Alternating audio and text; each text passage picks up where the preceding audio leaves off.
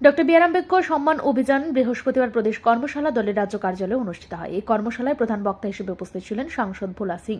উপস্থিত ছিলেন প্রদেশ বিজেপি সভাপতি রাজীব ভট্টাচার্য, দলের বিধায়ক ভগবান দাস সহ অন্যান্যরা।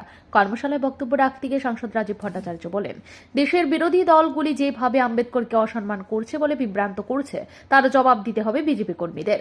এইসব মিথ্যা কথার বিরুদ্ধে জবাব দিতেই কর্মশালার আয়োজন করা হয়। কর্মশালা সম্পর্কে সাংসদ ভোলা সিং বলেন, আম্বেদকরের জন্মজয়ন্তীকে কেন্দ্র করে বেশ কিছু কর্মসূচি গ্রহণ করেছে বিজেপি। 14 এপ্রিল বাবা সাহেব ভীমরাও রামজি আম্বেদকরের জন্মজয়ন্তী পালন করা হবে। এই দিনটিকে সামনে রেখে 15 থেকে 25 এপ্রিল পর্যন্ত দেশের সমস্ত জেলায় নানা আন্দোলন কর্মসূচি পালন করা হবে। এর জন্যই রাজ্য কমিটির উদ্যোগে এই কর্মশালা আয়োজন করা হয়েছে। পাশাপাশি তিনি বলেন, এই দেশের বিরোধী দলগুলি আম্বেদকর নিয়ে ভাজপার সমালোচনা করছে। তারা মানুষকে মিথ্যা কথা বলে বিভ্রান্ত করছে। তারা বলছে ভাজপা সংবিধান বিরোধী, বলছেন আম্বেদকর বিরোধী। তাদের এই সব মিথ্যা কথা দেশের সব মানুষ বিশ্বাস না করলে একটা অংশ বিশ্বাস করছেন। বিশেষ করে যারা এসসি কিংবা এসটি, তাদেরকে এইসব মিথ্যা কথা বলে বিভ্রান্ত করা হচ্ছে।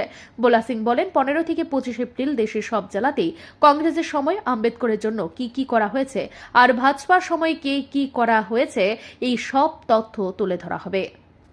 डॉक्टर भीमराव अंबेडकर जी की जयंती 14 तारीख को है और लगातार भारतीय जनता पार्टी का अनुसूचित जाति मोर्चा बाबा साहब की अंबेडकर जयंती को मनाता था, लेकिन अब की बार हमारी भारतीय जनता पार्टी ने निर्णय लिया है कि पूरी भारतीय जनता पार्टी बाबा साहब अंबेडकर जी की जयंती मनाएगी और इस जयंती में 13 तारीख को शाम को 6 बजे बाबा साहब की प्रतिमाओं की स्वच्छता और उसके बाद दीपोत्सव।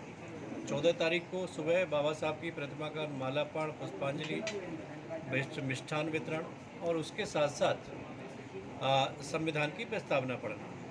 दूसरा, एक बहुत अच्छा अभियान हमारी पार्टी ने, जिस तरीके से विपक्ष ने भाजपा के अगेंस्ट में लोगों के लिए नैरेटिव सेट किया है कि भारतीय जनता पार्टी संविधान विरोधी है, आरक्षण विरोधी है, अंबेडकर विरोधी है।